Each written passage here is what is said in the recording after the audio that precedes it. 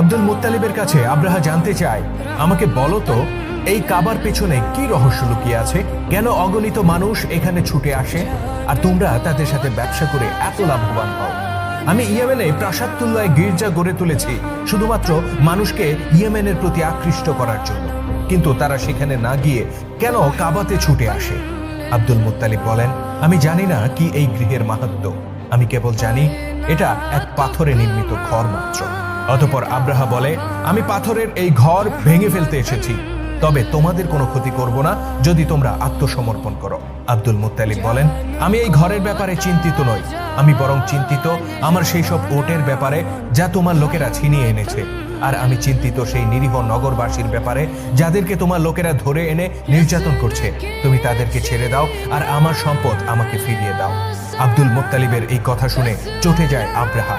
সে চিৎকার করে বলে, তুমি কাবার তত্ত্বাবধায়ক, এই ঘরের নিরাপত্তার দায়িত্ব ছিল তোমার উপর, কিন্তু সে ব্যাপারে তুমি এতটুকু বিচলিত নও, অথচ নিজের ওটের ব্যাপারে তুমি কতই না উদ্বিগ্ন।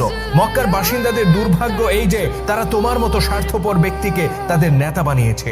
আব্দুল মুত্তালিব অত্যন্ত দৃঢ়তার সাথে উত্তর দেন, তোমার লোকেরা যা ছিনিয়ে এনেছে আমি আব্দুল মুত্তালিব তার মালিক, তাই আমি সেগুলো ফেরত চেয়েছি।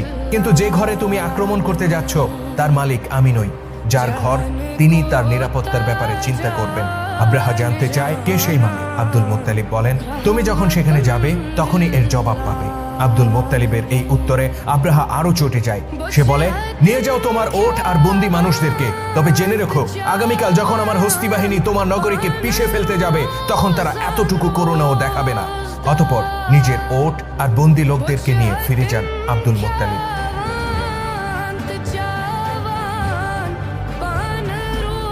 পরের দিনের ঘটনা, মক্কা উপত্যকায় ধুলো উড়িয়ে এগিয়ে আসে আব্রাহার বাহিনী। তাদের সম্মুখে ছিল অতিকায় হস্তির পাল, দ্বিতীয় সারিতে ছিল অশ্বারোহী বাহিনী, আর পেছনে অগণিত যোদ্ধা। সবার সম্মুখে অতিকায় এক হাতির পিঠে চড়ে রাজকীয় আসনে আসীন ছিল বাদশাহ আব্রাহা, আর তাকে ঘিরে রেখেছিল দীর্ঘদেহী রক্ষীরা। দাম্ভিক আব্রাহার হস্তি বাহিনীর প্রতিটি পদক্ষেপ মক্কার মাটিতে প্রকম্পন সৃষ্টি করে, আর হস্তি যুদ্ধের গগন বিদারী চিৎকার প্রতিধ্বনিত হয় পাহাড়ের গায়ে।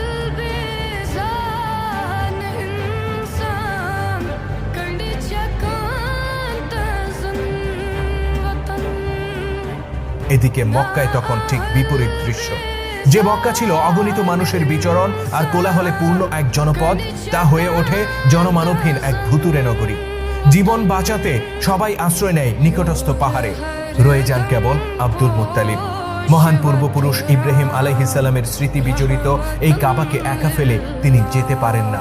এর সাথে মিশে আছে তার পূর্বপুরুষদের হাজার বছরের ইতিহাস ঐতিহ্য, কিন্তু সেই ঐতিহ্যকে রক্ষা করতে আজ তিনি অপারগ। নিজেকে বড় অসহায় অনুভব করেন আব্দুল মুত্তালিব। অতঃপর স্মরণ করেন সেই মহান প্রভুকে, যার নির্দেশে পিতা ইব্রাহিম আলাইহিস সালাম ও পুত্র ইসমাইল আলাইহিস সালাম এই গৃহের ভিত্তি স্থাপন করেছিলেন।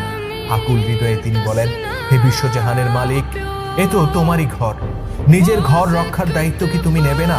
হঠাৎ আব্দুল মুত্তালিব চারপাশের আবহাওয়ায় কি একটা পরিবর্তন অনুভব করেন। দূরে, বহু দূরে আকাশের এক কোণে তিনি কোনো একটি ছায়ার অস্তিত্ব দেখতে পান।